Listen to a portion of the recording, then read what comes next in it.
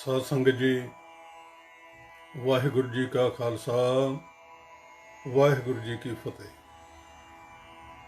ਜੈ ਗੁਰਦੇਵ, ਧੰਨ ਗੁਰਦੇਵ। ਸਾਧ ਸੰਗਤ ਜੀ, ਅੱਜ ਆਪਾਂ ਸਤਿਗੁਰੂ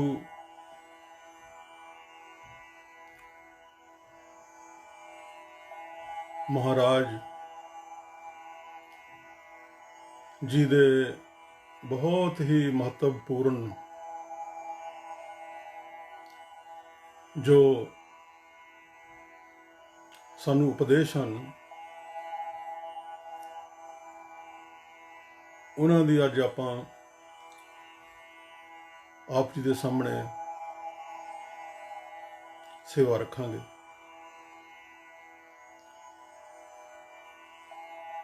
ਹਰਦਮ ਇਹੋ ਹੀ ਉਪਦੇਸ਼ ਦੇਈਦਾ ਹੈ ਸਤਿਗੁਰ ਦਾ। ਸਤਿਗੁਰ ਦਾ ਪਲ ਪਲ ਜ਼ਿੰਦਗੀ ਦਾ ਜੋ ਹੈ ਪਰਉਪਕਾਰਾਂ ਦੇ ਨਾਲ ਭਰਿਆ ਪਿਆ ਹੈ। ਸਤਿਗੁਰ ਨੇ ਮਨੁੱਖ ਨੂੰ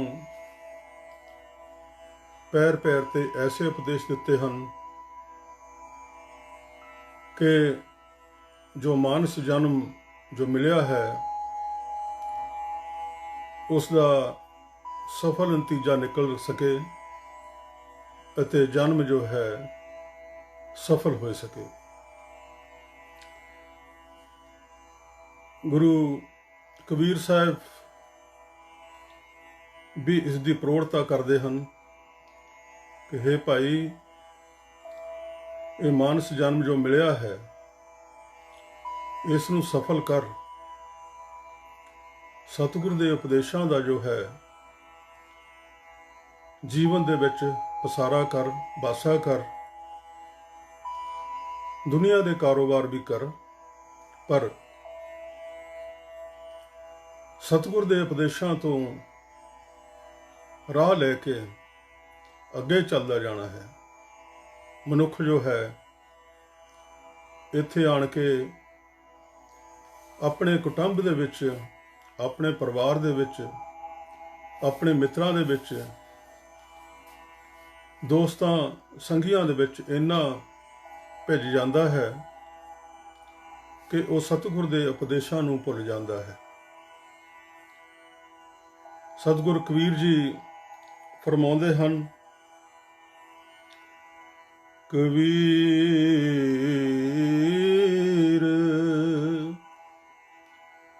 ਕਬੀਰ ਹਰਿ ਕਾ ਸਿਮਰਨ ਛਾੜ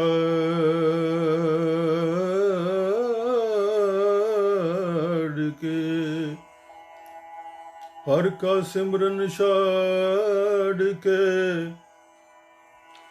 ਪਾਲਿਓ ਬਹੁਤ ਕੁਟੁੰਬ। ਹਰਿ ਕਾ ਸਿਮਰਨ ਛਾੜ ਕੇ ਪਾਲਿਆ ਬਹੁਤ ਕੁਟੁੰਬ, ਧੰਦਾ ਕਰਤਾ ਰਹਿ ਗਿਆ ਪਾਈ ਰਹੋ ਨਾ ਬੰਦ। ਧੰਦਾ ਕਰਤਾ ਰਹਿ ਗਿਓ ਪਾਈ ਰਿਹਾ ਨਾ ਬੰਦ। ਜਿਸ ਕੁਟੁੰਬ ਲਈ ਤੂੰ ਹਰ ਦਾ ਸਿਮਰਨ ਵੀ ਛੱਡ ਦਿੰਦਾ ਹੈ ਪ੍ਰਾਣੀ, ਇਹ ਮਨੁੱਖ ਹਰੀ ਦਾ ਸਿਮਰਨ ਵੀ ਛੱਡ ਦਿੰਦਾ ਹੈ, ਕਿਉਂਕਿ ਤੂੰ ਸੋਚਦਾ ਹੈ ਕਿ ਤੂੰ ਆਪਣਾ ਕੁਟੁੰਬ ਜੋ ਹੈ, ਆਪਣਾ ਪਰਿਵਾਰ ਜੋ ਹੈ, ਆਪਣੇ ਜੋ ਸੰਬੰਧੀ ਹਨ ਉਹਨਾਂ ਦੀ ਪਾਲਣਾ ਕਰਨਾ। ਪਰ ਕਬੀਰ ਜੀ ਆਖਦੇ ਹਨ ਕਿ ਤੂੰ ਇਸੇ ਧੰਦੇ ਦੇ ਵਿੱਚ ਰਹਿ ਗਿਆ ਹੈ, ਸਾਰੀ ਉਮਰ ਗਵਾ ਲਈ ਹੈ। ਤੇ ਰਿਹਾ ਕੌਣ ਹੈ ਤੇਰੇ ਨਾਲ? ਨਾ ਭਾਈ, ਨਾ ਬੰਧ। ਬੰਧ ਦਾ ਮਤਲਬ ਇਹ ਜੇ ਤੇਰੇ ਬੰਧਨ ਹਨ, ਜਿਹੜੇ ਤੇਰੇ ਰਿਸ਼ਤੇ ਹਨ, ਕੋਈ ਵੀ ਨਹੀਂ ਰਿਹਾ। ਤੂੰ ਉਹਨਾਂ ਦੇ ਪਿੱਛੇ ਕੀ ਕੀ ਕਰਨਾ, ਆਪਣੀ ਸਾਰੀ ਉਮਰ ਗਵਾ ਲਈ ਹੈ। ਪਰ ਆਖਿਰ ਇਸ ਦਾ ਨਤੀਜਾ ਕੁਝ ਵੀ ਨਹੀਂ ਨਿਕਲਦਾ। ਇਸ ਦਾ ਮਤਲਬ ਇਹ ਨਹੀਂ ਹੈ ਕਿ ਤੁਸਾਂ ਕੁਟੁੰਬ ਨਹੀਂ ਪਾਲਣਾ ਹੈ, ਪਰ ਉਸ ਦੇ ਨਾਲ ਜੋ ਜ਼ਰੂਰੀ ਹੈ ਉਹ ਹੈ ਹਰ ਕਾ ਸਿਮਰਨ। ਹਰ ਕਾ ਸਿਮਰਨ ਛੱਡ ਕੇ ਪਾਲਿਓ ਬਹੁਤ ਕੁਟੁੰਬ। ਹਰ ਕਾ ਸਿਮਰਨ ਨਾਲ ਕਰਦੇ ਹੋਏ ਕਿਰਤ ਕਰਨੀ, ਆਪਣਾ ਕੁਟੁੰਬ ਪਾਲਣਾ ਕੋਈ ਮਾੜੀ ਗੱਲ ਨਹੀਂ ਹੈ। ਸਤਿਗੁਰ ਦਾ ਉਪਦੇਸ਼ ਹੈ। ਸਾਧ ਸੰਗਤ ਜੀ, ਐਸਾ ਹੀ ਸਤਿਗੁਰੂ ਰਵਿਦਾਸ ਮਹਾਰਾਜ ਜੀ ਨੇ ਇਸ ਦੁਨੀਆ ਦੇ ਪ੍ਰਾਣੀਆਂ ਨੂੰ, ਨਾ ਕਿ ਸਿਰਫ ਰਵਿਦਾਸੀਆ ਕੌਮ ਨੂੰ, ਸਾਰੀ ਸ੍ਰਿਸ਼ਟੀ ਨੂੰ ਸਮਝਾਇਆ ਹੈ, ਉਪਦੇਸ਼ ਦਿੱਤਾ ਹੈ ਕਿ ਭਾਈ, ਜਿਸ ਕਾਰਜ ਲਈ ਤੂੰ ਇੱਥੇ ਆਇਓ ਹੈ ਉਹ ਕਾਰਜ ਮਤ ਭੁੱਲ, ਉਹ ਕਾਰਜ ਕਰਦਾ ਜਾਓ। ਸਤਿਗੁਰੂ ਰਵਿਦਾਸ ਮਹਾਰਾਜ ਜੀ ਦੇ ਜੀਵਨ ਦੇ ਵਿੱਚ ਆਪ ਜਾਣਦੇ ਹੋ ਕਿ ਪਿਤਾ ਪੁਰਖੀ ਕਾਰਜ ਕਰਦੇ ਸਨ, ਜੋੜੇ ਬਣਾਉਂਦੇ ਸਨ, ਜੋੜੇ ਗੰਢਦੇ ਸਨ, ਕਿਰਤ ਕਰਦੇ ਸਨ। ਕਿਰਤ ਕਰਨੀ ਜੋ ਹੈ ਸਤਿਗੁਰੂ ਰਵਿਦਾਸ ਮਹਾਰਾਜ ਜੀ ਨੇ ਸਿਖਾਈ ਹੈ। ਦੀਨ ਦੁਨੀਆ ਦੇ ਮਾਲਕ, ਦੀਨ ਦੁਨੀਆ ਦੇ ਮਾਲਕ, ਕੋਈ ਵੈਸੀ ਗੱਲ ਨਹੀਂ ਹੈ ਕਿ ਆਮ ਪੁਰਸ਼। ਦੀਨ ਦੁਨੀਆ ਦੇ ਮਾਲਕ ਕਿਰਤ ਕਰਦੇ, ਜੋੜੇ ਗੰਢਦੇ ਹਨ, ਜੋੜੇ ਬਣਾਉਂਦੇ ਹਨ। ਕੋਈ ਕੁਝ ਆਨਾ ਦੇ ਦਿੰਦਾ ਹੈ ਤਾਂ ਵੀ ਧਨ ਹੈ, ਕੋਈ ਨਹੀਂ ਦਿੰਦਾ ਹੈ ਤਾਂ ਵੀ ਧਨ ਹੈ। ਘਰ ਦੇ ਵਿੱਚ ਜੋ ਹਾਲਤ ਹੈ ਉਹ ਅੱਛੀ ਨਹੀਂ, ਗਰੀਬੀ ਹੈ। ਕੁਟੁੰਬ ਨੂੰ ਪਾਲਦੇ ਹਨ, ਕਿਰਤ ਕਰਦੇ ਹਨ। ਐਸਾ ਹੀ ਜੋ ਗਰੀਬੀ ਦਾ ਸਮਾਂ ਸੀ, ਉਹਨਾਂ ਦੇ ਘਰ ਦੇ ਉੱਤੇ ਕਰਜ਼ਾ ਉਹਨਾਂ ਦੇ ਪਿਤਾ ਜੀ ਨੇ ਲਿਆ ਹੋਇਆ ਸੀ। ਕਰਜ਼ਾ ਕਿਸ ਤੋਂ? ਇੱਕ ਸ਼ਾਸਤਰੀ ਹੁੰਦਾ ਸੀ ਜੋ ਪੰਡਿਤ ਸੀ ਔਰ ਧਨੀ ਧਨਾਢ ਸੀ, ਉਸਦੇ ਕੋਲੋਂ ਕਿਤੇ ਕਰਜ਼ਾ ਲਿਆ ਹੋਇਆ ਸੀ। ਪਿਤਾ ਜੀ ਵੀ ਭਰਦੇ ਚਲੇ ਗਏ। ਸਮਾਂ ਅਜਿਹਾ ਸੀ ਕਿ ਇੱਕ ਵਾਰੀ ਥੋੜਾ ਜਿਹਾ ਵੀ ਕਰਜ਼ਾ ਲੈ ਲੈਣਾ, ਸਾਰੀਆਂ ਕਈ ਜੋ ਕੁੱਲਾਂ ਹਨ, ਕਈ ਪੁਸ਼ਤਾਂ ਹਨ, ਉਹ ਗੁਲਾਮ ਹੋ ਕੇ ਕਰਜ਼ਾ ਲਾਉਂਦੀਆਂ ਲੰਘ ਜਾਂਦੀਆਂ ਸਨ। ਪਰ ਕਰਜ਼ਾ ਨਾ ਕਿਸੇ ਨੂੰ ਹੱਕ ਸੀ ਪੁੱਛਣ ਦਾ ਕਿ ਕਿੰਨਾ ਰਹਿ ਗਿਆ ਹੈ, ਤੇ ਨਾ ਕੋਈ ਪੁੱਛਣ ਦੀ ਹਿੰਮਤ ਕਰ ਸਕਦਾ ਸੀ। ਸ਼ਾਸਤਰੀ ਦਾ ਕਰਜ਼ਾ ਉਤਰਿਆ ਨਾ। ਜੋ ਘਰ ਸੀ ਸਤਿਗੁਰੂ ਰਵਿਦਾਸ ਮਹਾਰਾਜ ਜੀ ਦਾ, ਉਹ ਉਸਨੇ ਲਿਖਾਇਆ ਹੋਇਆ ਸੀ, ਸ਼ਾਸਤਰੀ ਨੇ, ਕਿ ਗਹਿਣੇ ਰੱਖਿਆ ਹੋਇਆ ਹੈ। ਸਮਾਂ ਲੰਘਦਾ ਗਿਆ, ਸ਼ਾਸਤਰੀ ਤੰਗ ਕਰਨੋਂ ਨਾ ਹਟਿਆ, ਤੇ ਸਮੇਂ ਦੇ ਨਾਲ ਨਾਲ ਸਤਿਗੁਰੂ ਕਰਜ਼ਾ ਭਰਦੇ ਗਏ। ਸ਼ਾਸਤਰੀ ਨੇ ਸਤਿਗੁਰ ਦੀ ਚੜ੍ਹਤ ਤੋਂ, ਸਤਿਗੁਰ ਦੀ ਚੜ੍ਹਦੀ ਕਲਾ, ਸਤਿਗੁਰ ਦੀ ਜੋ ਰਹਿਮ ਦਿਲੀ ਸੀ, ਉਸ ਨੂੰ ਦੇਖਦੇ ਹੋਏ ਕਿ ਛੋਟੀ ਜਾਤ ਦੇ ਵਿੱਚੋਂ ਹੈ, ਤਾਂ ਉਸ ਨੇ ਸਤਿਗੁਰੂ ਨੂੰ ਐਸਾ ਤੰਗ ਕਰਨਾ ਸ਼ੁਰੂ ਕਰ ਦਿੱਤਾ ਕਿ ਇੱਕ ਤਰੀਕ ਦਿੱਤੀ ਹੈ ਕਿ ਰਵਿਦਾਸ, ਮੇਰਾ ਜੋ ਕਰਜ਼ਾ ਹੈ ਤੈਨੂੰ ਇਸ ਤਰੀਕ ਤੱਕ ਭਰਨਾ ਪਏਗਾ। ਜੇ ਨਾ ਭਰਿਆ ਤੇ ਤੇਰਾ ਜੋ ਇਹ ਘਰ ਹੈ ਮੈਂ ਜ਼ਬਤ ਕਰ ਲਾਂਗਾ। ਮਾਤਾ ਜੀ ਸਤਿਗੁਰ ਦੇ ਆਖਦੇ ਹਨ, ਰਵਿਦਾਸ, ਹੁਣ ਇੰਜ ਕਰੋ ਕਿ ਤੁਸਾਂ ਨੇ ਬਹੁਤ ਜੋੜੇ ਬਣਾ ਕੇ ਰੱਖੇ ਹੋਏ ਹਨ, ਉਹ ਦੂਰ ਇੱਕ ਪਿੰਡ ਹੈ ਜਿੱਥੇ ਮੇਲਾ ਲੱਗਣਾ ਹੈ, ਬੜੀਆਂ ਸੰਗਤਾਂ ਆਉਣੀਆਂ। ਜਾਓ, ਇਹ ਜੋੜੇ ਜੋ ਹਨ ਲੈ ਜਾਓ ਅਤੇ ਮੇਲੇ ਦੇ ਵਿੱਚ ਵੇਚ ਕੇ ਜੋ ਪੈਸੇ ਲਿਆਓਗੇ ਆਪਾਂ ਸ਼ਾਸਤਰੀ ਨੂੰ ਦੇ ਦਿਆਂਗੇ। ਸਾਧ ਸੰਗਤ ਜੀ, ਸਤਿਗੁਰੂ ਮਾਤਾ ਜੀ ਦੀ ਗੱਲ ਸੁਣ ਕੇ ਸਤਿਗੁਰੂ ਰਵਿਦਾਸ ਮਹਾਰਾਜ ਜੀ ਜੋੜਿਆਂ ਦੀ ਗਠੜੀ ਬੰਨ੍ਹਦੇ ਹਨ, ਸਿਰ ਤੇ ਚੱਕ ਕੇ ਗਠੜੀ ਉਸ ਮੇਲੇ ਦੇ ਵਿੱਚ ਪਹੁੰਚ ਜਾਂਦੇ ਹਨ। ਦਿਨ ਚੜ੍ਹਿਆ ਹੈ, ਸੂਰਜ ਪ੍ਰਕਾਸ਼ ਹੋ ਗਿਆ ਹੈ। ਰਵੀ ਜੋ ਹੈ, ਰਵੀ ਦਾ ਮਤਲਬ ਵੀ ਸੂਰਜ ਹੈ,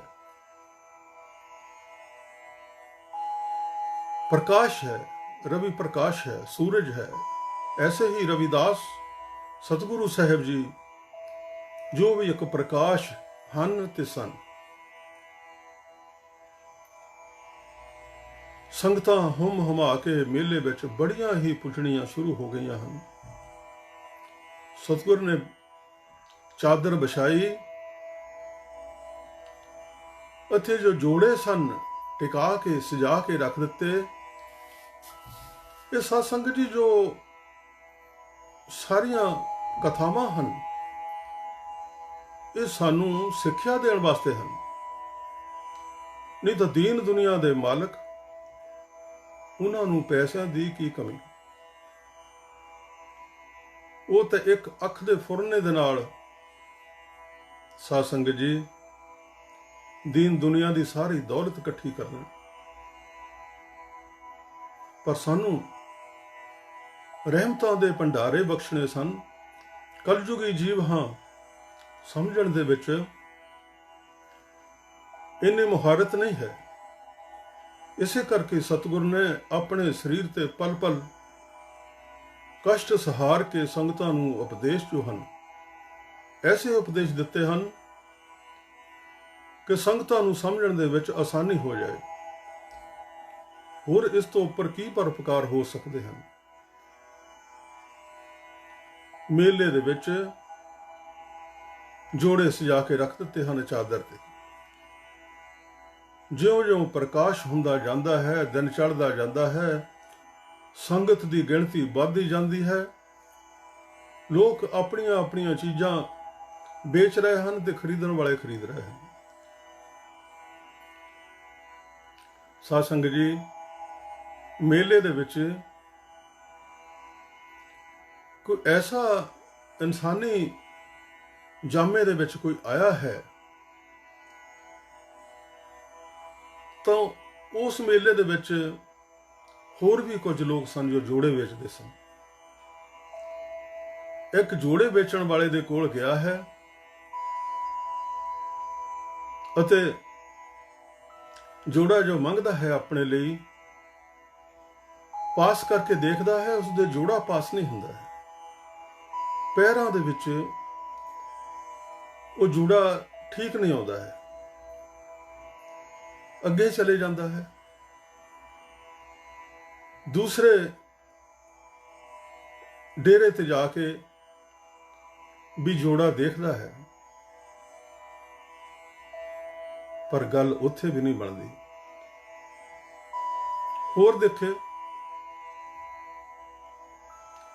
ਕਿਤੇ ਵੀ ਕੋਈ ਜੋੜਾ ਐਸਾ ਨਹੀਂ ਮਿਲਿਆ ਜੋ ਉਸ ਸ਼ਖਸ ਦੇ ਪੈਰਾਂ ਦੇ ਵਿੱਚ ਪਾਸ ਹੋ ਸਕੇ।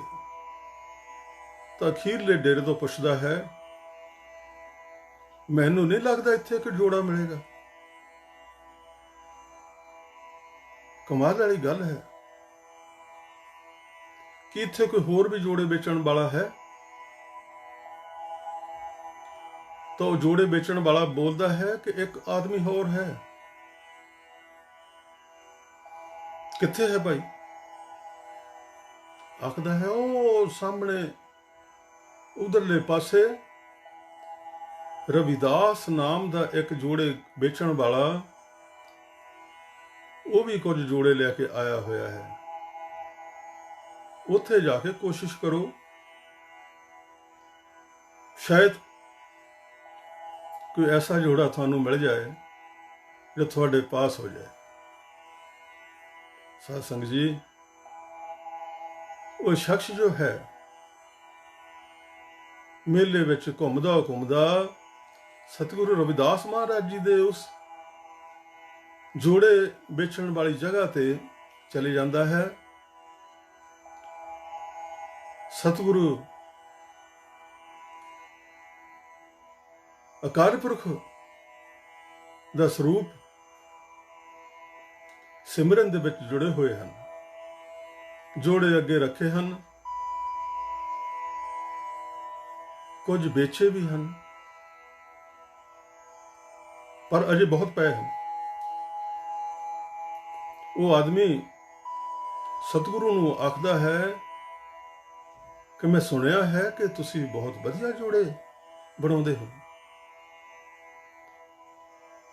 ਤਾਂ ਸਤਿਗੁਰ ਆਖਦੇ ਹਨ, ਭਾਈ ਇਹ ਜੋੜੇ ਪਏ ਹਨ, ਤੁਸੀਂ ਦੇਖ ਲਓ, ਤੁਹਾਡੇ ਕੋਈ ਪਸੰਦ ਆਉਂਦਾ ਹੈ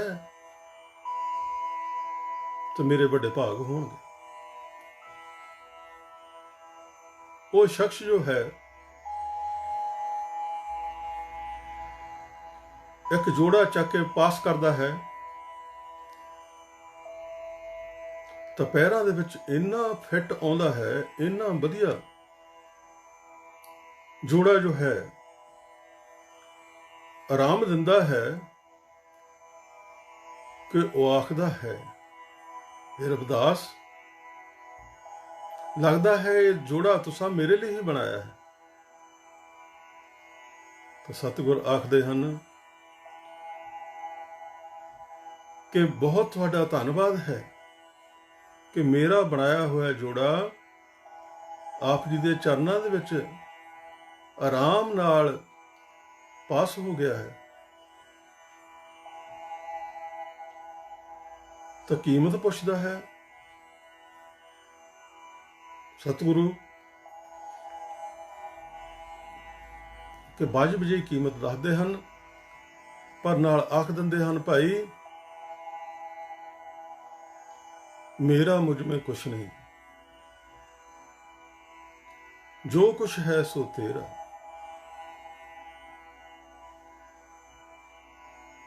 ਜੋੜਾ ਬਹੁਤ ਹੀ ਪਸੰਦ ਆਇਆ ਹੈ।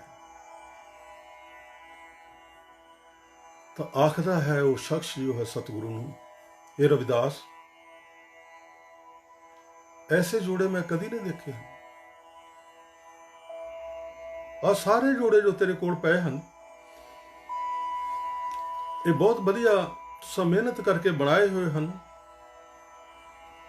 ਮੈਂ ਸਾਰੇ ਜੋੜੇ ਜੋ ਹਨ ਉਹ ਖਰੀਦ ਲੈਂਦਾ ਹਾਂ। ਸਾਧ ਸੰਗਤ ਜੀ, ਸਤਿਗੁਰੂ ਆਖਦੇ ਹਨ, ਮਹਾਰਾਜ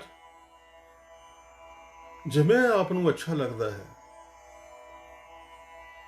ਅਸੀਂ ਤਾਂ ਜੋੜੇ ਵੇਚਣ ਆਏ ਹਾਂ, ਤੁਹਾਨੂੰ ਪਸੰਦ ਹਨ ਤੇ ਤੁਸੀਂ ਲੈ ਲਓ।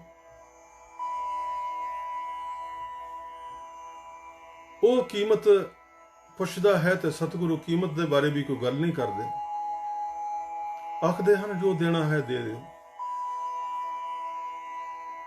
ਉਸੇ ਤਰ੍ਹਾਂ ਹੀ ਪੰਡ ਬੰਨ ਕੇ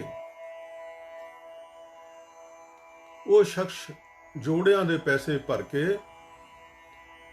ਸਤਿਗੁਰੂ ਰਵਿਦਾਸ ਮਹਾਰਾਜ ਜੀ ਤੋਂ ਪੰਡ ਚੁਕਾ ਕੇ ਆਪਣੇ ਸਿਰ ਤੇ ਰਖਵਾ ਲੈਂਦਾ ਹੈ। ਜਿਹੜੀ ਮਤਲਬ ਸਾਰੇ ਜੋੜੇ ਖਰੀਦ ਲਏ ਹਨ। ਸਤਿਗੁਰ ਪੈਸੇ ਜੇਬ ਵਿੱਚ ਪਾਉਂਦੇ ਹਨ ਅਤੇ ਉਸ ਦਾ ਧੰਨਵਾਦ ਕਰਦੇ ਹੋਏ ਮੇਲੇ ਚੋਂ ਘਰ ਨੂੰ ਵਾਪਸ ਤੁਰ ਪੈਂਦੇ ਹਨ। ਸਫ਼ਰ ਵੀ ਲੰਬਾ। ਉਹਨਾਂ ਸਮਿਆਂ ਦੇ ਵਿੱਚ ਮੋਟਰਾਂ ਗੱਡੀਆਂ ਨਹੀਂ ਸਨ। ਜਦੋਂ ਵੀ ਕਿਤੇ ਜਾਣਾ ਹੁੰਦਾ ਸੀ, ਬਹੁਤ ਅੱਧੀ ਰਾਤ ਤੋਂ ਬਾਅਦ ਆਦਮੀ ਤੁਰ ਪੈਂਦੇ ਸਨ, ਪੈਦਲ ਹੀ ਤੁਰ ਕੇ। ਕਈ ਵਾਰੀ ਰਾਤ ਨੂੰ, ਸ਼ਾਮ ਨੂੰ ਹੀ ਤੁਰ ਪੈਣਾ ਕਿ ਸਵੇਰੇ ਤੜਕੇ ਤੱਕ ਇੰਨੇ ਕਿਲੋਮੀਟਰ ਦੂਰ ਪੈਂਡਾ ਤੈਅ ਕਰ ਲਵਾਂਗੇ। ਅੱਜ ਲੋਕਾਂ ਨੂੰ ਬੱਸਾਂ ਦੇ ਗੱਡੀਆਂ ਦੇ ਟਾਈਮਾਂ ਦਾ ਪਤਾ ਹੈ ਕਿ ਕਿੰਨੇ ਵਜੇ ਜਾਣੀ ਹੈ, ਕਿੰਨੇ ਵਜੇ ਪਹੁੰਚਣੀ ਹੈ। ਉਸ ਸਮੇਂ ਵੀ ਜੋ ਲੋਕ ਸਨ ਉਹਨਾਂ ਨੂੰ ਪਤਾ ਸੀ ਕਿ ਕਿੰਨੇ ਕੁ ਵਜੇ ਤੁਰਨਾ ਹੈ, ਕਿੰਨੇ ਵਜੇ ਮੰਜ਼ਿਲ ਤੇ ਪਹੁੰਚਾਂਗੇ। ਸਤਿਗੁਰੂ ਉਥੋਂ ਪਿੰਡ ਨੂੰ ਵਾਪਸ ਤੁਰ ਪੈਂਦੇ ਹਨ। ਕਾਸ਼ੀ ਤੁਰੇ ਜਾਂਦੇ ਹਨ, ਸਾਰੀ ਰਾਤ ਦਾ ਸਫ਼ਰ ਲੰਘਾ ਕੇ ਸਵੇਰਾ ਚੜ ਗਿਆ ਹੈ, ਪ੍ਰਕਾਸ਼ ਹੋ ਗਿਆ ਹੈ, ਰਵੀ ਚੜ ਗਿਆ ਹੈ ਤੇ ਆਪਣੇ ਨਗਰ ਦੇ ਵਿੱਚ ਪਹੁੰਚ ਜਾਂਦੇ ਹਨ। ਨਗਰ ਦੇ ਸ਼ੁਰੂ ਦੇ ਵਿੱਚ ਕੁਝ ਘਰ ਲੰਘ ਕੇ ਉਹ ਸੀ ਕਾਕੇ ਦਾ ਘਰ ਆਉਂਦਾ ਸੀ, ਜਿਸ ਦਾ ਪਿਛਲੀ ਕਥਾ ਦੇ ਵਿੱਚ ਆਪਾਂ ਜ਼ਿਕਰ ਕੀਤਾ ਸੀ ਕਿ ਸ਼ਾਸਤਰੀ ਹੁਣਾਂ ਨੇ, ਪੰਡਤਾਂ ਨੇ ਜੋ ਮਨ ਦੇ ਮੈਲੇ ਸਨ, ਉਹਨਾਂ ਨੇ ਸ਼ਾਸਤਰੀ ਨੂੰ ਅੱਗੇ ਲਿਆ ਕੇ ਉਸ ਕਾਕੇ ਨੂੰ ਕੁੱਟਿਆ ਸੀ ਬਹੁਤ, ਅਤੇ ਉਹ ਹੱਡੀਆਂ ਵਗੈਰਾ ਉਸ ਦੀਆਂ ਬਹੁਤ ਹੀ ਜ਼ਿਆਦਾ ਸੱਟਾਂ ਦੇ ਨਾਲ ਟੁੱਟ ਗਈਆਂ ਸਨ। ਮੰਦਾ ਹਾਲ ਹੋ ਗਿਆ ਸੀ। ਤਾਂ ਜਦੋਂ ਸਤਿਗੁਰੂ ਉਸ ਘਰ ਦੇ ਨੇੜੇ ਪਹੁੰਚੇ ਹਨ, ਸਤਿਗੁਰੂ ਹੀ ਉਸ ਨੂੰ ਲਿਆਏ ਸਨ ਵਾਪਸ ਵੀ। ਉਸ ਘਰ ਦੇ ਨੇੜੇ ਜਦੋਂ ਸਤਿਗੁਰੂ ਪਹੁੰਚਦੇ ਹਨ ਤਾਂ ਰੋਣ ਦੀਆਂ ਆਵਾਜ਼ਾਂ ਆ ਰਹੀਆਂ ਹਨ।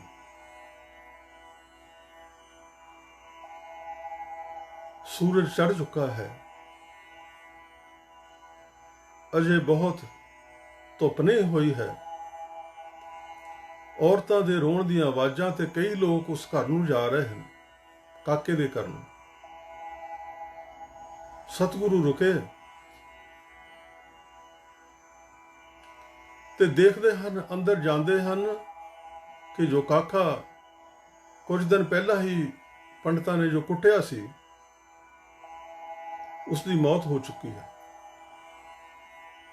ਗਰੀਬ ਕਾਕੇ ਦੇ ਘਰ ਬੈਣ ਪੈ ਰਿਹਾ ਹੈ।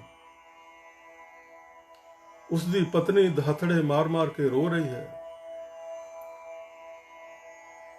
ਹਾਏ ਸਾਡੇ ਘਰ ਦਾ ਜੋ ਸਰਤਾਜ ਸੀ, ਉਸ ਨੂੰ ਪੰਡਤਾਂ ਨੇ ਮਾਰ ਦਿੱਤਾ ਹੈ। ਬੱਚੇ ਚੀਕਾਂ ਮਾਰਦੇ ਹਨ ਕਿ ਸਾਡੇ ਸਿਰ ਤੋਂ ਪਿਤਾ ਦਾ ਸਾਇਆ ਉੱਠ ਗਿਆ ਹੈ। ਪਤਨੀ ਆਖਦੀ ਹੈ ਕਿ ਮੇਰਾ ਪਤੀ ਪਰਮੇਸ਼ਰ ਚਲੇ ਗਿਆ ਹੈ, ਹੁਣ ਮੈਂ ਜੀ ਕੇ ਕੀ ਕਰਨਾ ਹੈ। ਬਹੁਤ ਕਠਨ ਸਮਾਂ ਜੋ ਹੈ, ਜੋ ਦੇਖਣਾ ਔਖਾ ਹੈ। ਸਤਿਗੁਰ ਨੇ ਕੁਝ ਸਮਾਂ ਬੈਠੇ, ਬੱਚਿਆਂ ਦੇ ਬਰਲਾਪ ਹਨ, ਹੁਣ ਅਸੀਂ ਰੋਟੀ ਕਿੱਥੋਂ ਖਾਵਾਂਗੇ। ਗਰੀਬ ਹਾਂ, ਸਾਡੇ ਕੋਲ ਤੇ ਘਰ ਦੇ ਵਿੱਚ ਗੁਜ਼ਾਰਾ ਕਰਨ ਲਈ ਵੀ ਕੁਝ ਨਹੀਂ ਹੈ। ਸਾਧ ਸੰਗਤ ਜੀ, ਸਤਿਗੁਰਾਂ ਦੀ ਦਇਆ ਦੇਖੋ। ਸਤਿਗੁਰ ਜੋ ਆਪਣੇ ਮਾਇਆ ਕਮਾ ਕੇ ਲਿਆਏ ਸਨ ਜੋੜਿਆਂ ਦੀ, ਉਹ ਜੋ ਮਾਇਆ ਹੈ, ਇੱਥੇ ਇੱਕ ਗੱਲ ਇਹ ਵੀ ਦੇਖਣ ਵਾਲੀ ਹੈ, ਜੋ ਜੋੜੇ ਖਰੀਦਣ ਵਾਲਾ ਸੀ ਉਹ ਅਕਾਲ ਪੁਰਖ ਆਪ ਸੀ। ਨਹੀਂ ਤਾਂ ਆਪਾਂ ਇੱਕ ਦੇਖੀਏ ਗੱਲ, ਸਾਧ ਸੰਗਤ ਜੀ,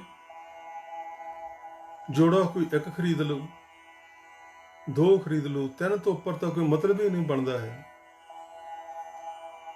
ਨਾਲੇ ਬਾਕੀ ਥਾਂ ਤੋਂ ਉਸਦੇ ਜੋੜੇ ਪਾਸ ਨਹੀਂ ਹੋਏ ਹਨ, ਉੱਥੇ ਕਿੱਦਾਂ ਪਾਸ ਹੋ ਗਏ। ਅਕਾਲ ਪੁਰਖ ਆਪ ਆਇਆ ਸੀ, ਉਸਨੇ ਅੱਗੇ ਪਰਉਪਕਾਰਾਂ ਦੀ ਜੋ ਕੜੀ ਜੋੜ ਕੇ ਚਲਾਉਣੀ ਸੀ। ਸਾਧ ਸੰਗਤ ਜੀ, वो जो कड़ी है वो अकाल पुरख अपने आप ही जोड़ता जाता है। सतगुर ने की कीता, दया आई। पैसे तो सन बहुत महत्वपूर्ण काम वास्ते, घर दे विच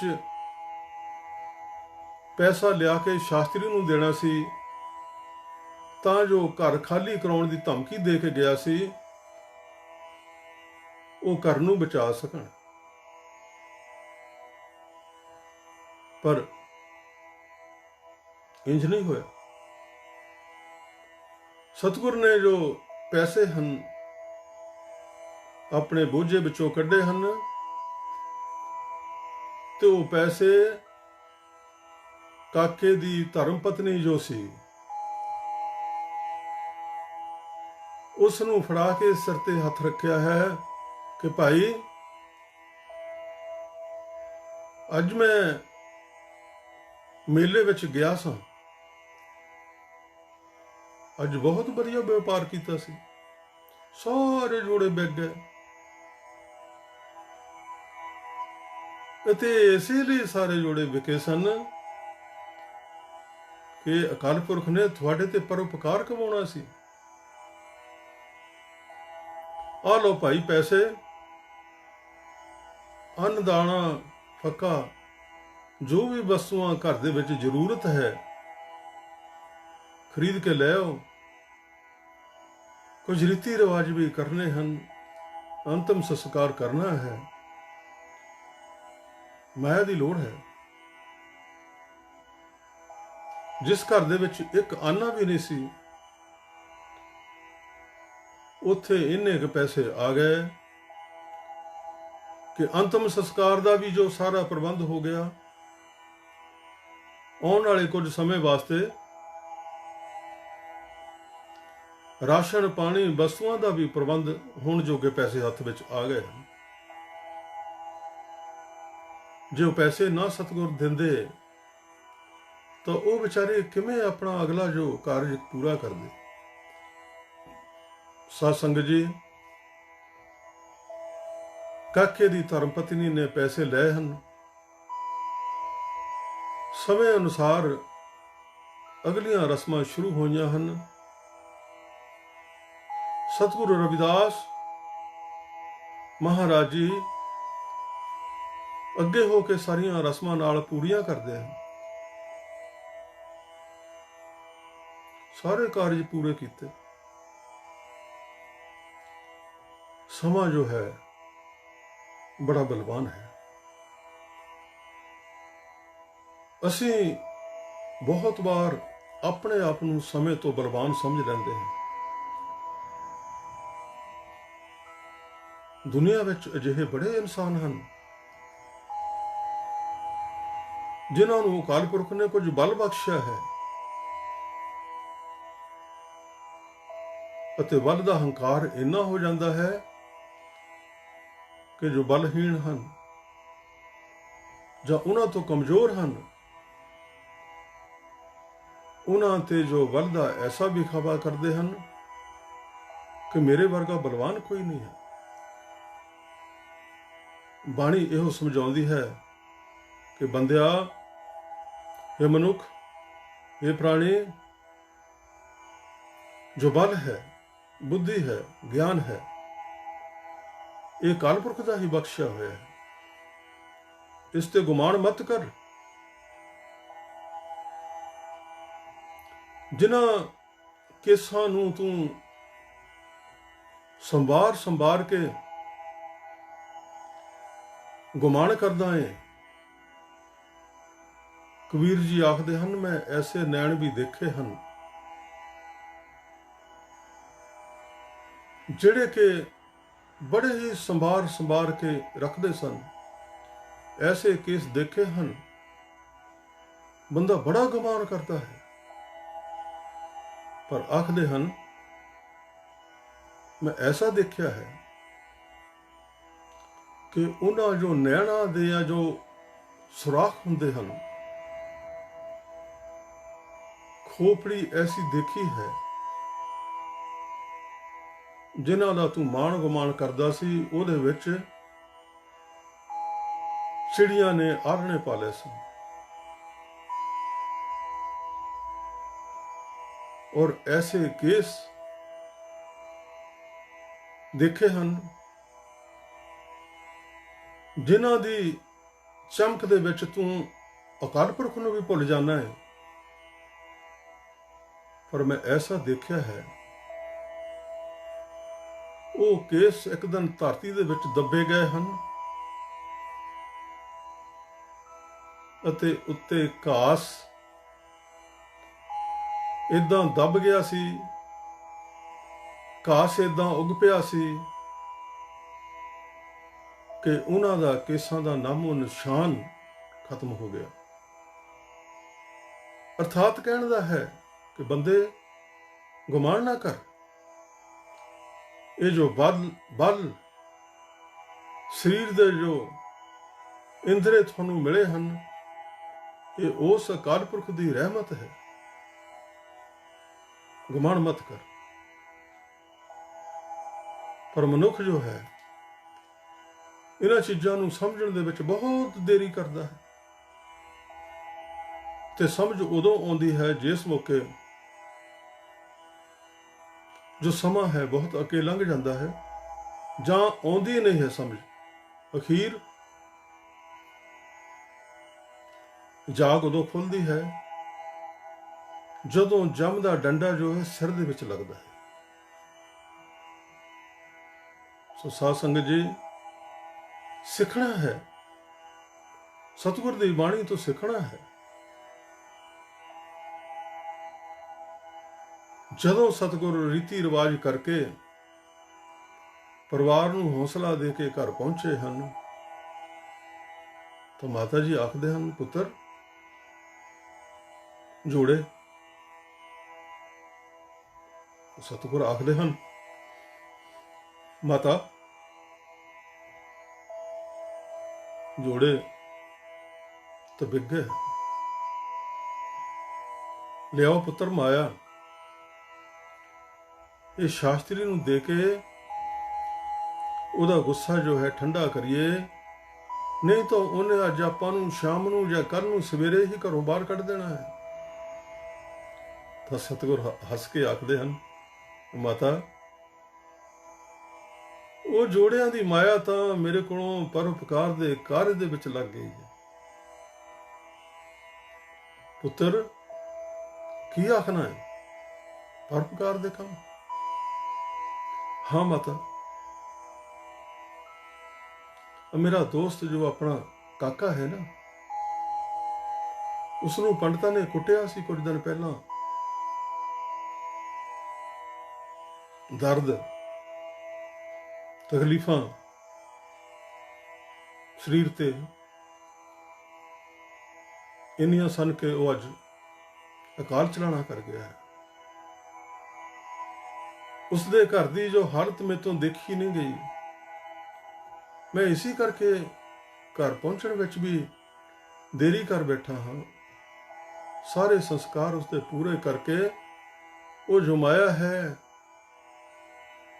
ਉੱਥੇ ਲਾ ਦਿੱਤੀ ਹੈ। ਰਵਿਦਾਸ, ਹੁਣ ਆਪਾਂ ਕੀ ਕਰਾਂਗੇ ਅੱਗੇ? ਪੰਡਤ ਨੇ ਤਾਂ ਆਪਾਂ ਨੂੰ ਘਰੋਂ ਬਾਹਰ ਕੱਢ ਦੇਣਾ ਹੈ। ਸਤਿਗੁਰ ਆਖਦੇ ਹਨ, ਮਾਤਾ ਉਹਦਾ ਭਾਣਾ ਜੋ ਹੈ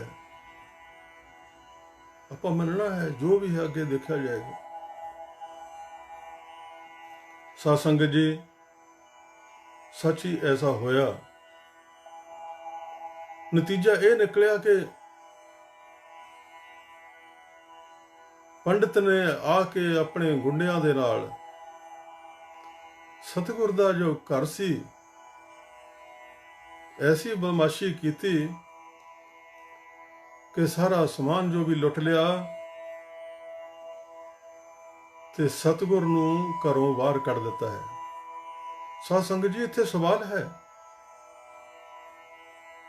ਸਤਿਗੁਰ ਨੂੰ ਜੋ ਦੀਨ ਦੁਨੀਆ ਨੂੰ ਬਸਾਉਣ ਵਾਲਾ ਹੈ, ਉਹਨੂੰ ਕੌਣ ਘਰੋਂ ਕੱਢ ਸਕਦਾ ਹੈ? ਪਰ ਸਾਨੂੰ ਇੱਕ ਇੱਥੋਂ ਉਪਦੇਸ਼ ਮਿਲਣਾ ਹੈ ਸਾਨੂੰ ਇੱਕ ਰਸਤਾ ਮਿਲਣਾ ਹੈ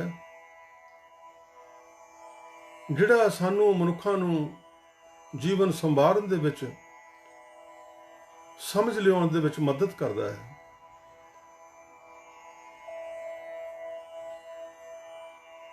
ਪੰਡਤ ਨੇ ਘਰ ਖਾਲੀ ਕਰਾ ਲਿਆ ਹੈ। ਮਾਤਾ ਲੂਣਾ ਜੀ ਜੋ ਸਨ,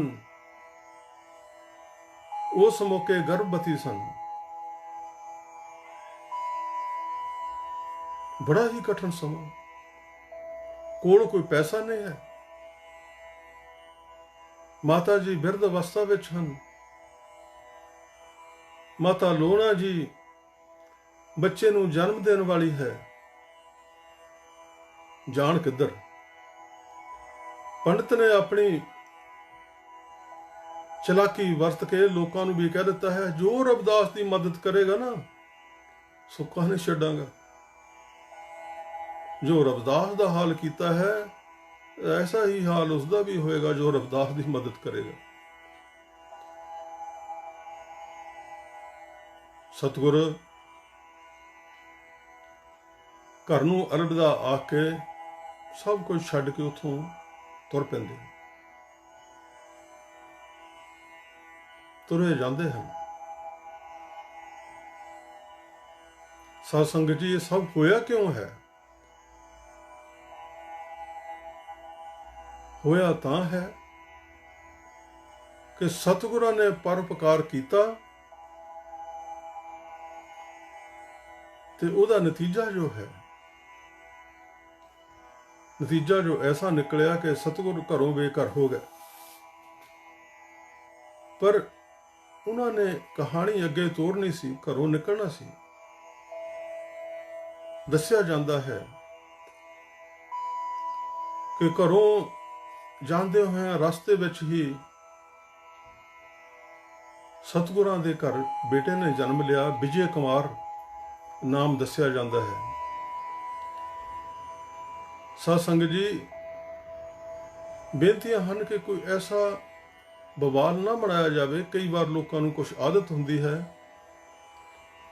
ਉਹ ਆਖਦੇ ਹਨ ਕਿ ਤੁਸੀਂ ਕਹਾਣੀਆਂ ਬਣਾਈਆਂ, ਆਪਣੇ ਕੋਲੋਂ ਬਣਾਈਆਂ ਹਨ, ਇਹਨਾਂ ਦਾ ਕੋਈ ਅਰਥ ਨਹੀਂ ਹੈ। ਇਹ ਇਤਿਹਾਸ ਹੈ। ਇਹ ਸਾਡੇ ਵਾਸਤੇ ਸੋਨੇ ਹੀਰਿਆਂ ਤੋਂ ਵਾਧੂ ਸਤਿਗੁਰ ਦੇ ਉਪਦੇਸ਼ ਹਨ, ਕਿਉਂਕਿ ਸਤਿਗੁਰਾਂ ਨੇ ਬਹੁਤ ਹੀ ਕਸ਼ਟ ਸਹਾਰ ਕੇ ਅਜਿਹੀਆਂ ਬਖਸ਼ਿਸ਼ਾਂ ਕੀਤੀਆਂ ਹਨ ਕਿ ਸਾਨੂੰ ਇਹਨਾਂ ਗੱਲਾਂ ਦੀ ਸਮਝ ਆ ਸਕੇ। ਸਾਧ ਸੰਗਤ ਜੀ, ਐਸੇ ਲੋਕਾਂ ਨੂੰ ਐਸੇ ਵਿਵਾਦ ਬਣਾਉਣ ਦਾ ਕੋਈ ਫਾਇਦਾ ਨਹੀਂ ਹੈ। ਆਖਦੇ ਹਨ ਕਿ ਸਤਿਗੁਰਾਂ ਦੇ ਉਪਦੇਸ਼ ਕਿਸੇ ਵੀ ਰੂਪ ਦੇ ਵਿੱਚ ਜੇ ਕੋਈ ਪ੍ਰਾਣੀ ਉਹਨਾਂ ਤੇ ਚੱਲਦਾ ਹੈ, ਉਪਦੇਸ਼ਾਂ ਨੂੰ ਅੱਗੇ ਲਿਆਉਂਦਾ ਹੈ, ਭਾਈ ਉਸਦਾ ਜੀਵਨ ਸਫਲ ਹੈ। ਅਸਲ ਸੇਵਾ ਇਹੀ ਹੈ। ਤੇ ਜਿਹੜੇ ਲੋਕ ਐਵੇਂ ਬੇਫਜ਼ੂਲ ਆਖਦੇ ਹਨ ਇਹ ਗੱਲਾਂ ਸਭ ਬਣਾਈਆਂ ਹੋਈਆਂ ਹਨ, ਜੇ ਗੱਲਾਂ ਬਣਾਈਆਂ ਹੋਈਆਂ ਹਨ ਤਾਂ ਕੀ ਤੁਸੀਂ ਬਾਣੀ ਨੂੰ ਸਮਝਦੇ ਹੋ? ਬਾਣੀ ਤਾਂ ਬਹੁਤ ਕਰਮਾਂ ਭਾਗਾਂ ਦੇ ਨਾਲ ਜੀਵਨ ਦੇ ਵਿੱਚ ਸਮਝ ਆਉਂਦੀ ਹੈ। ਇਹ ਸਤਿਗੁਰਾਂ ਨੇ ਤਾਂ ਹੀ ਐਸੇ ਉਪਦੇਸ਼ ਬਣਾਏ ਹਨ ਕਿ ਗੱਲਾਂ ਬਾਤਾਂ ਜੋ ਹਨ ਉਹ ਸਮਝਣੀਆਂ ਸੌਖੀਆਂ ਹਨ। ਬਾਣੀ ਨੂੰ ਸਮਝਣ ਵਾਸਤੇ ਹੀ ਇੱਕ ਪੌੜੀ ਬਣਾਈ ਹੈ ਉਪਦੇਸ਼ਾਂ ਦੀ। ਰੰਗ ਲਾਗਤ ਲਾਗਤ ਲਾਗੇ, ਉਪਦੇਸ਼ਾਂ ਤੋਂ ਪਿਆਰ ਉਪਜਦਾ ਹੈ। ਬਾਣੀ ਵੱਲ ਨੂੰ ਵੱਧਦਾ ਹੈ। ਇਹ ਸਮਝਣੇ ਸੌਖੇ ਹਨ, ਜੀਵਨ 'ਚ ਅਸਰ ਸੌਖੇ ਕਰਦੇ ਹਨ। ਫਿਰ ਜੋ ਅਸਲੀ ਸਤਿਗੁਰ ਦੀ ਰਹਿਮਤ ਹੁੰਦੀ ਹੈ ਉਹ ਬਾਣੀ ਹੈ, ਇਸ ਤੋਂ ਉੱਪਰ ਕੁਝ ਨਹੀਂ। ਬਾਣੀ ਸਮਝ ਆਉਣ ਲੱਗ ਪੈਂਦੀ ਹੈ। ਸੋ ਇਸੇ ਕਰਕੇ ਸਤਿਗੁਰ ਨੇ ਜੋ ਵੀ ਕੌਤਕ ਕਹਿ ਲਓ, ਬਖਸ਼ਿਸ਼ਾਂ ਕਹਿ ਲਓ, ਰਹਿਮਤਾਂ ਕਹਿ ਲਓ, ਕੁਝ ਵੀ ਕਹਿ ਲਓ, ਜੋ ਸਤਿਗੁਰਾਂ ਨੇ ਕੀਤੇ ਹਨ ਉਹ ਸਾਨੂੰ ਸਮਝਾਉਣ ਵਾਸਤੇ ਹੀ ਕੀਤੇ ਹਨ। ਵਿਜੇ ਕੁਮਾਰ ਦਾ ਜਨਮ ਹੋਇਆ ਹੈ ਤੇ ਅੱਗੇ ਸਤਿਗੁਰਾਂ ਨੂੰ ਜਾ ਕੇ ਫਿਰ ਮਕਾਨ ਮਿਲ ਜਾਂਦਾ ਹੈ ਅਤੇ ਉੱਥੋਂ ਸਤਿਗੁਰ ਬੈਠ ਕੇ ਐਸਾ ਉਪਦੇਸ਼ ਕਰਦੇ ਹਨ ਕਿ ਦੁਨੀਆ ਨੂੰ ਇਹ ਗੱਲਾਂ ਬਾਤਾਂ ਜੋ ਹੈ ਉਪਦੇਸ਼ਾਂ ਦੀਆਂ, ਸਤਿਗੁਰ ਦੇ ਇੱਥੇ ਮਨੁੱਖੀ ਜਨਮ ਵਿੱਚ ਆਣ ਕੇ ਤਕਲੀਫਾਂ ਕੱਟਣ ਦੀਆਂ ਜੋ ਗੱਲਾਂ ਹਨ ਉਹ ਸਮਝ ਆਉਣ ਲੱਗ ਪੈਂਦੀਆਂ। ਕਿਸੇ ਵੀ ਬੰਦੇ ਦੇ ਅੱਗੇ ਪ੍ਰੈਕਟੀਕਲੀ ਗੱਲ ਕਰ ਲਓ, ਕਿਸੇ ਵੀ ਬੰਦੇ ਦੇ ਅੱਗੇ ਇੱਕ ਸ਼ਬਦ ਪੜ੍ਹ ਦਿਓ ਕਿ ਉਸ ਸ਼ਬਦ ਜੋ ਹੈ ਉਸ ਨੂੰ ਸਮਝ ਸਕਦਾ ਹੈ, ਉਸ ਨੂੰ ਐਸੀ ਕਥਾ ਸੁਣਾ ਦਿਓ ਤਾਂ ਉਸ ਨੂੰ ਸਮਝ ਆ ਜਾਏਗੀ। ਇਹ ਕਥਾ ਸਤਿਗੁਰ ਦੀ ਹੈ, ਇਹ ਬਣਾਈਆਂ ਹੋਈਆਂ ਗੱਲਾਂ ਨਹੀਂ ਹਨ। ਸਭ ਤੋਂ ਪਹਿਲਾਂ ਰੰਗ ਲਾਉਣਾ ਪੈਂਦਾ ਹੈ, ਪੱਕਾ ਰੰਗ। ਲਲਾਰੀ ਵੀ ਜਦੋਂ ਚੜ੍ਹਦਾ ਹੈ ਉਹ ਪਹਿਲਾਂ ਕੱਪੜੇ ਨੂੰ ਕਈ ਕੁਝ ਕਰਕੇ ਵਿਖਾਉਂਦਾ ਹੈ, ਕਈ ਚੀਜ਼ਾਂ ਕਰਦਾ ਹੈ। ਕੱਪੜੇ ਨੂੰ ਗਰਮ ਪਾਣੀ 'ਚ ਧੋਂਦਾ ਹੈ, ਭਿਉਂਦਾ ਹੈ, ਉਹਨੂੰ ਧੋਂਦਾ ਹੈ, ਅਖੀਰ ਫਿਰ ਜੋ ਪਾਣੀ ਦੇ ਵਿੱਚ ਰੰਗ ਘੋਲਦਾ ਹੈ ਉਸ ਨੂੰ ਵਿੱਚ ਡੋਬਦਾ ਹੈ, ਵਿੱਚ ਕਈ ਤਰ੍ਹਾਂ ਦੇ ਹੋਰ ਐਸੀਆਂ ਚੀਜ਼ਾਂ ਪਾਉਂਦਾ ਹੈ ਕਿ ਰੰਗ, ਅਸਲੀ ਰੰਗ ਜੋ ਹੈ ਤਾਂ ਹੀ ਚੜ੍ਹਦਾ ਹੈ ਜਦੋਂ ਉਸ ਦੇ ਵਿੱਚ ਸਭ ਚੀਜ਼ਾਂ ਸੰਪੂਰਨ ਹੋਣ। ਜੇ ਸੰਪੂਰਨ ਨਹੀਂ ਹੈ ਤਾਂ ਇੱਕ ਵਾਰੀ ਧੋਣ ਤੋਂ ਬਾਅਦ ਦੇ ਵਿੱਚ ਜੋ ਰੰਗ ਹੈ ਉਤਰ ਜਾਂਦਾ ਹੈ। ਬੀਬੀਆਂ ਦੇਖਦੇ ਹੋਵੋਗੇ ਚੁੰਨੀਆਂ ਰੰਗ ਕਰਾਉਣੀਆਂ ਹਨ, ਪਹਿਲਾਂ ਜੋ ਬੰਦੇ ਸਨ ਪੱਗਾਂ ਵੀ ਰੰਗਾਉਂਦੇ ਸਨ।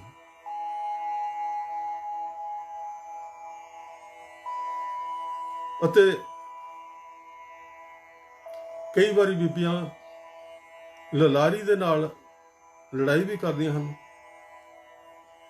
ਕਿ ਭਾਈ ਜੋ ਤੇ ਤੋਂ ਰੰਗ ਚੁੰਨੀ ਨੂੰ ਚਾੜਨ ਵਾਸਤੇ ਮੰਗ ਕੀਤੀ ਸੀ ਉਹ ਰੰਗ ਤੇਰਾ ਉਤਰ ਗਿਆ ਹੈ, ਕਿਉਂਕਿ ਰੰਗ ਪੂਰਾ ਨਹੀਂ ਚੜਿਆ। ਉਹ ਲਲਾਰੀ ਜੋ ਹੈ ਉਹ ਕਾਰੀਗਰ ਨਹੀਂ। तो जे कारीगर नहीं है, चुन्नी रंगाउणी है, पग रंगाउणी है, तो फिर ਉਹਦਾ रंग अपने आप ही उतर जाना है। ललारी नाल मैं अखी बहस करदियां लड़दियां मंद शब्दी बोलते लोग मैं देखे हैं, पर ऐसा रंग जो चढ़ता है, जो ललारी कारीगर है, तो फिर रंग उतरता नहीं है। असा ऐसा रंग चाढ़ना है। सतगुरां दियां ऐसियां जो सानू बहुत ही कष्ट सहार के उन्होंने साडे वास्ते आसानियां कीतियां हन, उन्होंने भाई जो है असी अपने जीवन च बसाउणा है, किरत करनी है सतगुर दी तरह। जोड़े गंढने हैं, जोड़े गंढने का अर्थात ये मत समझ लेना कि जोड़े ही। आदमी हर रोज एक किरतां दे जोड़े गंढण दी करदा है। जिस तरह सतगुर जोड़ियां दी करदे सन, कोई कपड़े सीण दी करदा है, ਕੋਈ ਫੈਕਟਰੀ 'ਚ ਕੰਮ ਕਰਦਾ ਹੈ, ਕੋਈ ਸਕੂਲ 'ਚ ਪੜ੍ਹਾਉਣ ਦੀ ਗੱਲ ਕਰਦਾ ਹੈ, ਕੋਈ ਕਿਰਤ ਹੈ। ਅਤੇ ਕਿਰਤ ਜੋ ਹੈ, ਕਮਾ ਕੇ ਇਸ ਨੂੰ ਰੱਖੀ ਜਾਣਾ, ਐਸੀ ਕਿਰਤ ਵੀ ਕਈ ਲੋਕ ਕਰਦੇ ਹਨ ਕਿ ਛੱਲ ਲਾ ਲੈਂਦੇ ਹਨ। ਸਤਿਗੁਰਾਂ ਨੇ ਸਾਨੂੰ ਜੋ ਸਮਝਾਇਆ ਹੈ, ਉਹਨਾਂ ਨੇ ਤਾਂ ਉਹ ਸ਼ਖਸ ਜੋ ਕਾਲ ਰੂਪ ਹੀ ਸੀ, ਜੋ ਉਹਨਾਂ ਦੇ ਜੋੜੇ ਲੈ ਕੇ ਗਿਆ ਸੀ, ਸਤਿਗੁਰਾਂ ਨੇ ਤਾਂ ਉਸ ਤੋਂ ਵੀ ਕੀਮਤ ਨਹੀਂ ਮੰਗੀ। ਗੰਗਾ ਨੂੰ ਜਾਣ ਵਾਲੇ ਰਸਤੇ ਤੇ ਝੌਂਪੜੀ ਵਸਾ ਕੇ ਬੈਠੇ ਜੋ ਸਤਿਗੁਰ ਸਨ, ਜਾਂਦੇ ਹੋਏ ਰਾਹੀਆਂ ਦੀ ਸੇਵਾ ਕਰਦੇ ਸਨ। ਐਸੀ ਸੇਵਾ, ਜੇ ਕਿਸੇ ਦੀ ਜੁੱਤੀ ਟੁੱਟ ਗਈ, ਜੋੜਾ ਟੁੱਟ ਗਿਆ, ਬੜੇ ਹੀ ਪਿਆਰ ਦੇ ਨਾਲ ਜੋੜਾ ਗੰਢਣਾ ਤੇ ਮੂੰਹੋਂ ਮੰਗ ਕੇ ਕਦੀ ਕੁਝ ਪੈਸਾ ਨਾ ਲੈਣਾ। ਸਾਡਾ ਅੱਜ ਕਾਰੋਬਾਰ ਕੈਸਾ ਹੋ ਗਿਆ ਹੈ। ਤੁਸੀਂ ਅੱਜ ਬਾਜ਼ਾਰਾਂ ਦੇ ਵਿੱਚ ਚਲੇ ਜਾਓ, ਦੁਨੀਆ ਤੇ ਕਸ਼ਟ ਕਿਉਂ ਹੈ? ਕਿਉਂਕਿ ਅਸੀਂ ਮਹਾਂਪੁਰਸ਼ਾਂ ਦੇ ਦੱਸੇ ਹੋਏ ਗਿਆਨ ਤੋਂ ਬਹੁਤ ਉੱਚਾ ਆਪਣਾ ਗਿਆਨ ਬਣਾ ਲਿਆ ਹੈ। ਉਹਨਾਂ ਦਾ ਗਿਆਨ ਕਲਿਆਣਕਾਰੀ ਸੀ, ਤੇ ਸਾਡਾ ਗਿਆਨ ਜੋ ਹੈ ਤਿਜੋਰੀ ਭਰ ਗਿਆਨ, ਜਿਨ੍ਹਾਂ ਨਾਲ ਤਿਜੋਰੀਆਂ ਭਰਦੀਆਂ ਹਨ, ਉਹ ਗਿਆਨ ਹੋ ਗਿਆ। ਸਤਿਗੁਰ ਜੋੜਾ ਵੀ ਗੰਢ ਦੇਣਾ, ਕੋਈ ਐਸੀ ਚਲਾਕੀ ਨਹੀਂ। ਅੱਜ ਬੰਦਾ ਕੀ ਕਰਦਾ ਹੈ, ਤੁਸੀਂ ਬਾਜ਼ਾਰ ਵਿੱਚ ਚਲੇ ਜਾਓ, ਬਹੁਤ ਦੇਸ਼ ਐਸੇ ਹਨ ਕਿ ਉਹ ਤੁਹਾਡੇ ਕੋਲੋਂ ਕਿਸੇ ਚੀਜ਼ ਦਾ 100 ਰੁਪਇਆ ਮੰਗਣਗੇ, ਅਖੀਰ ਉਹ ਤੁਹਾਨੂੰ 30 ਰੁਪਏ ਦੀ ਚੀਜ਼ ਵੀ ਦੇ ਦੇਣਗੇ, 20 ਦੀ ਵੀ ਦੇ ਦੇਣਗੇ। ਕਿ ਇਹ ਸਤਿਗੁਰ ਰਵਿਦਾਸ ਮਹਾਰਾਜ ਜੀ, ਸਤਿਗੁਰੂ ਨਾਨਕ ਸਾਹਿਬ ਜੀ, ਬਾਬਾ ਕਬੀਰ ਜੀ, ਹੋਰ ਜਿੰਨੇ ਮਹਾਂਪੁਰਸ਼ ਸੰਤ ਗੁਰੂ ਪੀਰ ਹੋਏ ਹਨ, ਕਿ ਇਹ ਉਹਨਾਂ ਦਾ ਗਿਆਨ ਤੁਸੀਂ ਆਪਣੇ ਜੀਵਨ ਦੇ ਵਿੱਚ ਵਸਾਇਆ ਹੈ? ਫਿਰ ਕਸ਼ਟ ਤੇ ਭਾਈ ਹੋਣੇ ਹੀ ਹਨ। ਇਹੋ ਕਸ਼ਟਾਂ ਦਾ ਕਾਰਨ ਹੈ। ਸੋ ਭਾਈ ਸਤਿਗੁਰੂ ਰਵਿਦਾਸ ਮਹਾਰਾਜ ਜੀ ਜਦੋਂ ਗਿਆਨ ਹੈ, ਸਤਿਗੁਰੂ ਨਾਨਕ ਸਾਹਿਬ ਜੀ ਦਾ ਜੋ ਗਿਆਨ ਹੈ, ਉਸ ਨੂੰ ਅਸੀਂ ਜੀਵਨ ਦੇ ਵਿੱਚ ਅੰਗ ਬਣਾਉਣਾ ਹੈ। ਜੋ ਜੋੜੇ ਗੰਢ ਕੇ ਸਾਨੂੰ ਕੀਮਤ ਮਿਲਣੀ ਹੈ, ਉਹ ਪਰਉਪਕਾਰਾਂ ਤੇ ਲਾਉਣੀ ਹੈ।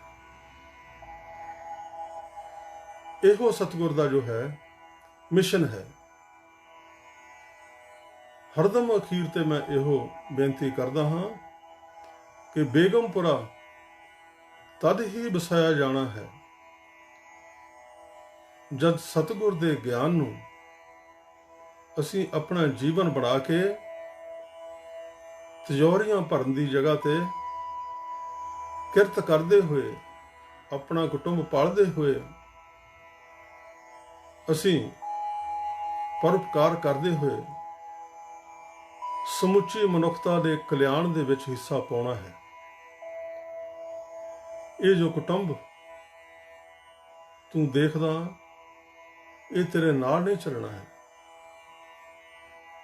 ਇਹ ਜਿਸ ਵਾਸਤੇ ਤੂੰ ਵੈਰ ਕਮਾਉਣਾ ਹੈ, ਜਿਸ ਵਾਸਤੇ ਤੂੰ ਬਹੁਤ ਹੀ ਅਡੰਬਰ ਰਚਦਾ ਹੈ।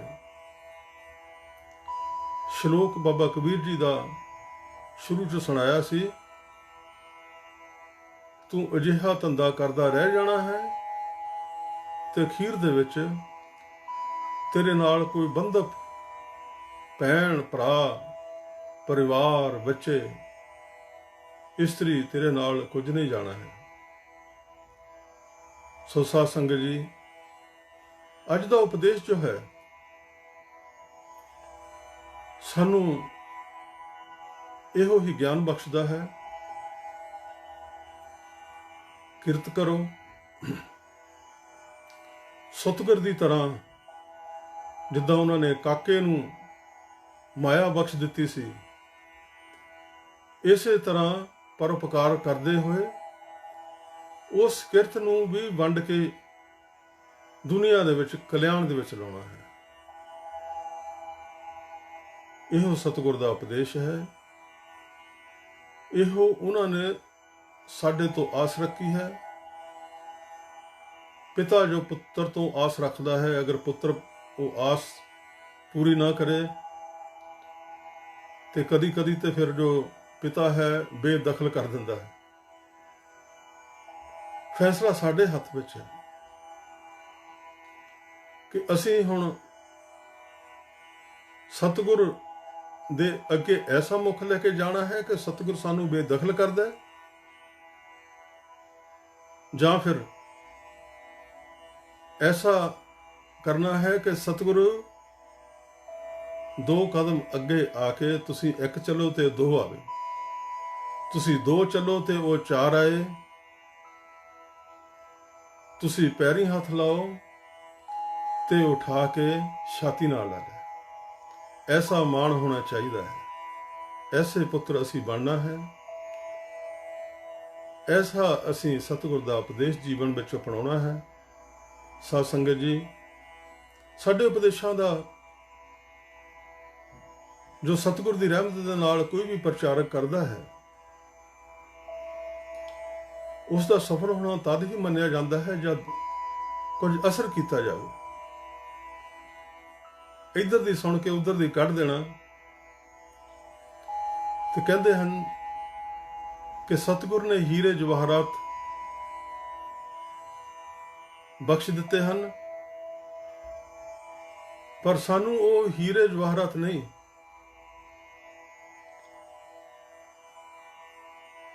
ਰੋੜੇ ਦਿਖਾਈ ਦਿੰਦੇ ਹਨ ਤੇ ਅਸੀਂ ਉਹਨਾਂ ਤੋਂ ਅੱਗੇ ਲੰਘ ਜਾਂਦੇ ਹਾਂ।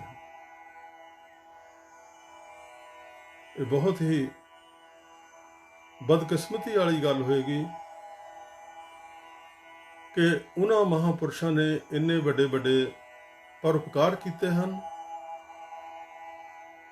ਤੇ ਅਸੀਂ ਉਹਨਾਂ ਨੂੰ ਬੇਮੁਖ ਹੋ ਕੇ ਜਨਮਾਂ ਦੇ ਵਿਜੋਗ ਜੋ ਸਾਨੂੰ ਲੱਗਦੇ ਹਨ, ਉਹ ਅਸੀਂ ਇੱਥੇ ਆਣ ਕੇ ਜੀਵਨ ਦੇ ਵਿੱਚ ਪ੍ਰਾਪਤ ਕਰਦੇ ਹਾਂ। ਇਨਸਾਨ ਵਪਾਰੀ ਬਹੁਤ ਵੱਡਾ ਬਣ ਗਿਆ ਹੈ। ਉਸਨੇ ਆਪ ਸੋਚਣਾ ਹੈ ਕਿ ਕੀ ਲੈਣਾ ਹੈ। ਹੋਰ ਨਹੀਂ, ਇੰਨਾ ਹੀ ਸਪਸ਼ਟ ਸਰਲ ਅੱਖਰਾਂ ਵਿੱਚ ਆਖਾਂ ਕਿ ਹੀਰੇ ਜਵਾਹਰਾਤਾਂ ਨਾਲ ਝੋਲੀਆਂ ਭਰਨੀਆਂ ਹਨ, ਜਾਂ ਕੰਕਰਾਂ, ਰੋੜੇ, ਟੁੱਟੇ ਹੋਏ ਮਿੱਟੀ ਦੇ ਬਰਤਨਾਂ ਦੇ ਠੀਕਰੀਆਂ ਜੋ ਹਨ, ਉਹ ਝੋਲੀ 'ਚ ਪਾਉਣੀਆਂ ਹਨ। ਸਤਿਗੁਰੂ ਕਬੀਰ ਜੀ ਆਖਦੇ ਹਨ ਕਿ ਜਿਸ ਮੁਖ ਤੋਂ ਇੱਕ ਵਾਰ ਭੁੱਲ ਭੁਲੇਖੇ ਵੀ ਰਾਮ ਨਾਮ ਅਰਥਾਤ ਅਕਾਲ ਪੁਰਖ ਦਾ ਨਾਮ ਨਿਕਲ ਜਾਂਦਾ ਹੈ, ਭੁੱਲ ਭੁਲੇਖੇ ਵੀ। ਹੇ ਮਨੁੱਖ,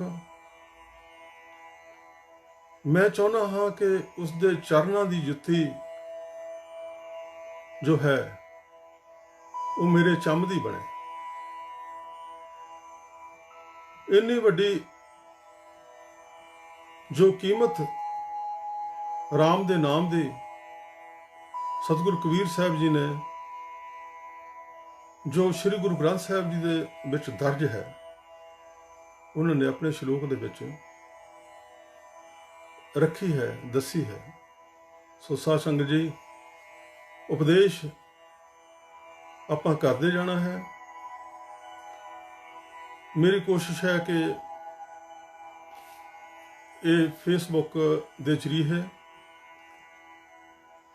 ਸਾਡਾ ਆਪਣਾ ਜੋ ਚੈਨਲ ਸਤਪਾਖੇ ਰਵਿਦਾਸ, ਉਸ ਦੁਆਰਾ YouTube ਦੁਆਰਾ ਸਤਿਗੁਰਾਂ ਦੇ ਉਪਦੇਸ਼ਾਂ ਨੂੰ ਆਪ ਜੀ ਤੱਕ ਪਹੁੰਚਾਵਾਂਗੇ। ਗਲਤੀਆਂ ਵੀ ਹੋ ਜਾਂਦੀਆਂ ਹਨ, ਕਿਉਂਕਿ ਮਨੁੱਖ ਭੁੱਲਣਹਾਰ ਹੈ। ਕਿਸੇ ਦੇ ਨਾਲ ਕੋਈ ਬਹਿਸ ਜਾਂ ਆਪਣੇ ਆਪ ਨੂੰ ਗਿਆਨਮੰਦ ਸਾਬਤ ਕਰਨ ਦੀ ਆਪਣੀ ਕੋਈ ਇੱਛਾ ਨਹੀਂ ਹੈ। ਸਿਰਫ ਉਪਦੇਸ਼ ਹਨ ਜੋ ਇਸ ਜੀਵਨ ਦੇ ਵਿੱਚ ਮੌਕਾ ਮਿਲਦਾ ਹੈ। ਅਗਲੇ ਜੀਵਨ ਜੋ ਹਨ ਉਹਨਾਂ ਬਾਰੇ ਕੁਝ ਪਤਾ ਨਹੀਂ ਹੈ। ਕਈ ਜਨਮ ਪੈ ਕੀਟ ਪਤੰਗਾ, ਕਈ ਜਨਮ ਗਜ ਮੂਲ ਕਰੰਗਾ। ਪਤਾ ਨਹੀਂ 84 ਲੱਖ ਜਨਮ ਕਿੰਨਾ ਕਠਨ ਜੋ ਹੈ, ਬਹੁਤ ਹੀ ਦੁਖਦਾਈ ਹੈ। ਔਰ ਆਪਾਂ ਇਹ ਤਕਰੀਬਨ 1 ਘੰਟੇ ਦੀ ਇੱਕ ਵੀਡੀਓ ਬਣਾਇਆ ਕਰਨੀ ਹੈ, ਤੇ ਇਹ ਤੁਸੀਂ ਸਾਡੇ ਚੈਨਲ ਜਾਂ ਸਾਡੀ ਵੈਬਸਾਈਟ ਤੇ ਤੁਸੀਂ ਇਹ ਦੇਖ ਸਕੋਗੇ ਹਰਦਮ। ਤੇ ਮਿਲ ਕੇ ਜੋ ਹੈ ਵੱਧ ਤੋਂ ਵੱਧ ਤੁਸੀਂ ਵੀ ਉਪਦੇਸ਼ ਕਰੋ, ਸਾਨੂੰ ਭੇਜੋ। ਸਤਪਾਖੇ ਰਵਿਦਾਸ ਚੈਨਲ ਜੋ ਹੈ ਉਸ ਤੇ ਵੱਧ ਤੋਂ ਵੱਧ ਆਪਾਂ ਸਤਿਗੁਰ ਦੀਆਂ ਰਹਿਮਤਾਂ ਜੋ ਹਨ ਸੰਗਤਾਂ ਤੱਕ ਪਹੁੰਚਾਉਣੀਆਂ ਹਨ। ਹੌਸਲਾ ਵੀ ਮਿਲਦਾ ਹੈ। ਹੋ ਸਕਦਾ ਹੈ ਅਜੇ ਤੱਕ ਤਾਂ ਨਹੀਂ, ਆਉਣ ਵਾਲੇ ਟਾਈਮ 'ਚ ਕੁਛ ਨਾ ਕੁਛ ਇੱਦਾਂ ਵੀ ਲੋਕ ਕਮੈਂਟ ਕਰ ਸਕਦੇ ਹਨ ਕਿ ਦੁੱਖ ਲੱਗਦਾ ਹੈ, ਪਰ ਕੋਈ ਗੱਲ ਨਹੀਂ ਹੈ। ਆਪਾਂ ਅੱਗੇ ਵੱਧਦੇ ਜਾਣਾ ਹੈ। ਸਤਿਗੁਰ ਨੂੰ ਮੁੱਖ ਰੱਖ ਕੇ ਹੀ ਕਾਰਜ ਕਰਨੇ ਹਨ। ਜਿਨ੍ਹਾਂ ਦੀ ਕੋਈ ਐਸੀ ਆਦਤ ਹੋਏਗੀ, ਧੰਨਵਾਦ ਹੋਏਗਾ ਉਹਨਾਂ ਦਾ ਵੀ, ਸਾਨੂੰ ਸ਼ਕਤੀ ਦੇਣਗੇ ਉਹ। ਸੋ ਇੰਨਾ ਹੀ ਆਖਦਾ ਹੋਇਆ ਸਤਿਗੁਰਾਂ ਦਾ ਜੋ ਮੇਨ ਅੱਜ ਦਾ ਕੇਂਦਰ ਸੀ ਜੋ ਗਿਆਨ ਦਾ, ਉਹ ਇਹ ਸੀ, ਇਹ ਤੇਰੇ ਨਾਲ ਕੁਝ ਨਹੀਂ ਜਾਣਾ ਹੈ। ਜੋ ਪਰਉਪਕਾਰ ਕਰਕੇ ਸਤਿਗੁਰਾਂ ਦੀ ਰਹਿਮਤ ਨੂੰ ਲੋਕਾਂ ਤੱਕ ਪਹੁੰਚਾਉਣਾ ਹੈ, ਉਹ ਤੇਰੇ ਵਾਸਤੇ ਵੱਡਾ ਹੈ। ਜੋ ਕੁਟੁੰਬ ਭਾਈ ਬੰਧਵ ਜੋ ਹਨ, ਇਹ ਤੇਰੇ ਕੁਝ ਸਮੇਂ ਦੇ ਸਾਥੀ ਹਨ। ਬਾਕੀ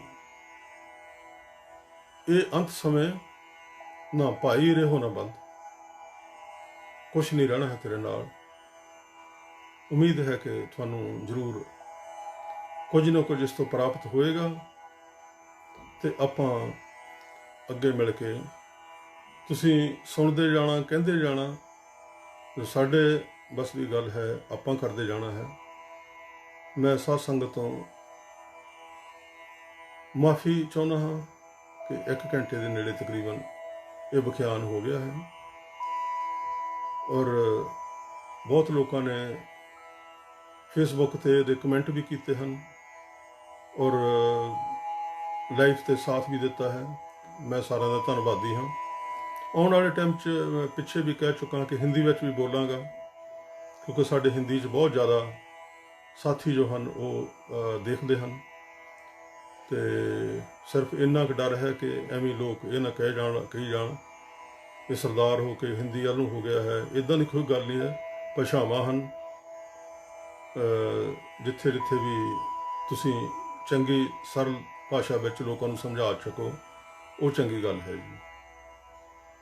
ਆਪ ਜੀ ਦਾ ਲੱਖ ਲੱਖ ਧੰਨਵਾਦ ਟਾਈਮ ਦੇਣ ਦਾ। ਅੱਗੇ ਸ਼ੇਅਰ ਕਰੋ ਜੀ, ਸੁਣੋ ਜੀ, ਅਮਲ ਕਰੋ ਜੀ, ਤੇ ਗਲਤੀਆਂ ਦੀ ਮਾਫੀ। ਮੇਰਾ ਟੈਲੀਫੋਨ ਹੈ 00316155234339। ਸਰਦਾਰ ਦਵਿੰਦਰ ਸਿੰਘ ਥੰਮਣਵਾਲ, ਹਾਲੈਂਡ ਤੋਂ ਦਾਸ ਬੋਲ ਰਿਹਾ ਹੈ। ਸਾਰਿਆਂ ਨੂੰ ਬਹੁਤ ਬਹੁਤ ਪਿਆਰ ਭਰੀ ਸਤਿ ਸ੍ਰੀ ਅਕਾਲ। ਵਾਹਿਗੁਰੂ ਜੀ ਕਾ ਖਾਲਸਾ, ਵਾਹਿਗੁਰੂ ਜੀ ਕੀ ਫਤਿਹ। ਜੈ ਗੁਰਦੇਵ, ਧੰਨ ਗੁਰਦੇਵ। ਬਹੁਤ ਬਹੁਤ ਧੰਨਵਾਦ ਜੀ।